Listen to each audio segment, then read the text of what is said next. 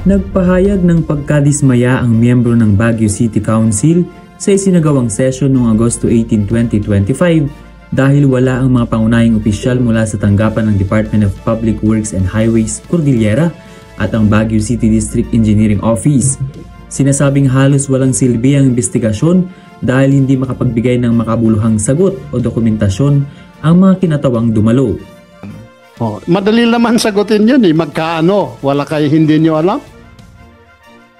Yan lang naman ang basihan eh. Kung magkaano nila na bid at pumayag naman ang departamento. Diba? Yung cat's eye. Magkaano bang isang cat's eye na pagbid nyo?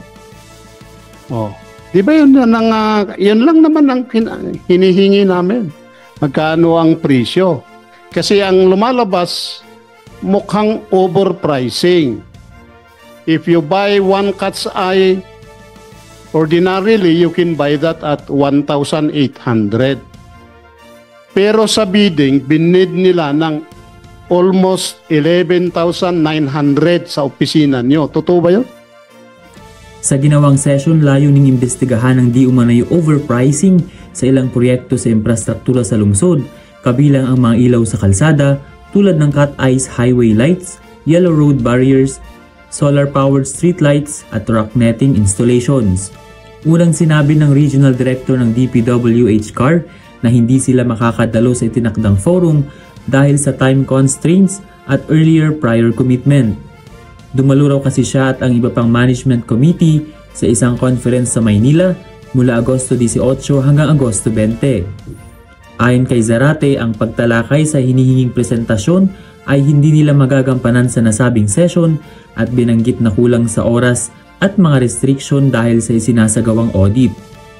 Gayunpaman, itinuloy pa rin ng Sangguniang Panglungsod ang pagdinig kung saan dumalo ang ilang kinatawan mula sa BCDEO kabilang si Engineer Francis Vincent Saloria. Subalit sa halip na magbigay ng bagong impormasyon, inulit lamang ni Saloria ang nilalaman ng kanilang naunang liham.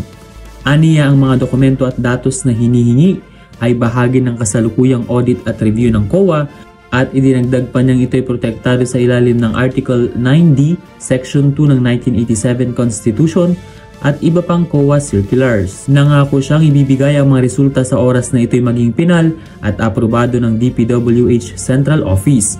Mariin din niyang itinanggi ang mga parata ng overpricing at binigyang diin na hindi raw bahagi ng kanilang mga proyekto ang solar studs, rock netting at road barriers maliban na lamang sa piling mga streetlight installation. Giit naman ni Konsehal Jose Molintas ang may akda ng resolusyong nagbunsod sa pagdinig, kailangang may pakita ang buong detalye ng mga proyekto para sa kapakanan ng transparency at pananagutan sa gobyerno. Hiningi ng City Council members ang resolution mula sa naturang tanggapan upang magsumite ng komprehensibong report tungkol sa naging usapin. Ven Pong Sila para sa Mata ng Agila Northern Luzon, matatag, matapang, matapat.